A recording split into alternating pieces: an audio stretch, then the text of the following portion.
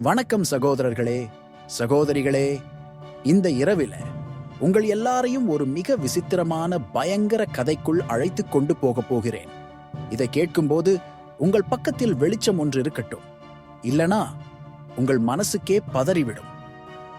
இது ஒரு பழைய கிராமத்து வீட்டை சுற்றி நடக்கும் மர்ம கதை. அந்த வீட்டு பெயர் அமரபதி தோட்டம். கிராமத்திலேயே அந்த இடம் ஒரு சபத்தான இடமா பேர் வாங்கியது. யாரும் ராத்திரியில் அந்த வழியாக போவே இல்லை. ஏன் தெரியுமா? அந்த வீட்டு கதையை சொல்லுகிறேன். இது 1920களில் நடந்த உண்மை சம்பவம்னு சொல்றாங்க. அந்த வீட்டுல ஒரு கணவன் மனைவி இருந்தாங்க, ராகவன், மகேஸ்வரி. ராகவன் ஒரு பழைய மரக்கடையில வேலை பார்த்து வீட்டை கட்டினவர். மகேஸ்வரி ஒரு அமைதியான ஆன்மீக நம்பிக்கையுள்ள பெண். ஆனா அவங்க குடும்பத்துக்கு ஒரு பிள்ளை கிடைக்காம 8 வருடங்க கழிச்சு ஒரு மகள் பிறந்தா. பேர் பரமேஸ்வரி. அவள் பிறந்ததும் வீட்டுல விசித்திரமா ஒரு மாற்றம் ஆரம்பிச்சிச்சு. மழைக்காலம் ஆரம்பிச்ச ஒரு இரவில் மின்னல் வெட்டும் நேரம் பரமேஸ்வரி அறையில் அழுதாள். அப்பவே ஒரு பெருசான நிழல் அந்த வீட்டுல சுற்றி வந்ததாம். ராகவன் சொன்னார், அது வெறும் கற்பனைதான், குழந்தை பயந்து கத்துது. ஆனா மகேஸ்வரி ஒரே கவலையோட இருந்தா. அதற்கு பிறகு ஒவ்வொரு இரவுக்கும் பரமேஸ்வரி தூங்காம ஒரு அக்கா என்ன கண்ணை பாக்குறான்னு சொல்ல ஆரம்பிச்சா. முதல்ல யாரும் நம்பல. ஆனா ஒரு இரவு மகேஸ்வரி எழுந்து பரமேஸ்வரியின் அறைக்குள்ள போனா, அங்க ஒரு வெள்ளை ஆடையில கூந்தல் பூத்த ஒரு நிழல், தூண்கர பெண் இருந்தா. அந்த நிமிஷத்திலேயே வெளிச்சம் போச்சு. கதவுகள் தானாக அடிந்துச்சு. சத்தம் சத்தம் ஒரே சத்தம். கதைகள் எல்லாம் நனவா மாற ஆரம்பிச்சிச்சு.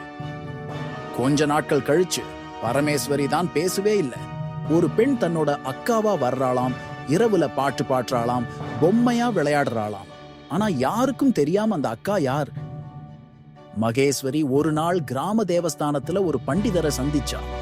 அவர் சொன்னார், அந்த வீட்டுல முன்னாடி ஒரு 15 வயசு பெண் கொலை செய்யப்பட்டிருந்தாளாம்.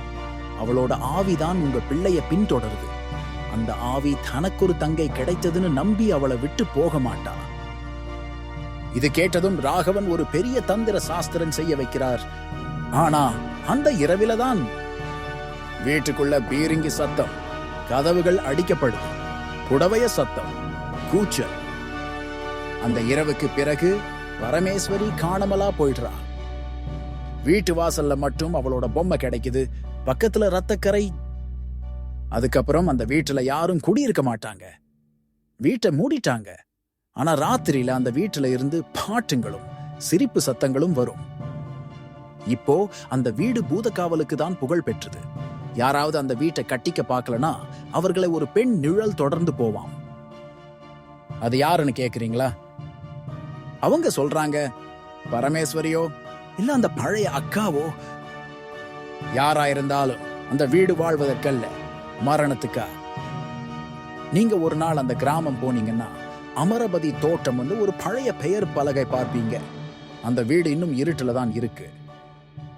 இந்த கதையை கேட்டதுக்கு அப்புறம் உங்களுக்கு இரவுல தூக்கமா வருமா? இது போன்ற பயங்கரமான உண்மை மற்றும் கற்பனை கதைகள் உங்கள் மனதை பிசைந்து கொண்டே போகும். உங்களுக்கு இந்த கதை பிடிச்சிருந்தா இந்த வீடியோவை லைக் பண்ணுங்க, நண்பர்களோட பகிருங்க. கமெண்ட்ல என்ன மாதிரியான பேய் கதைகள் கேட்க விரும்புறீங்கன்னு சொல்லுங்க. மறக்காம சப்ஸ்கிரைப் பண்ணுங்க.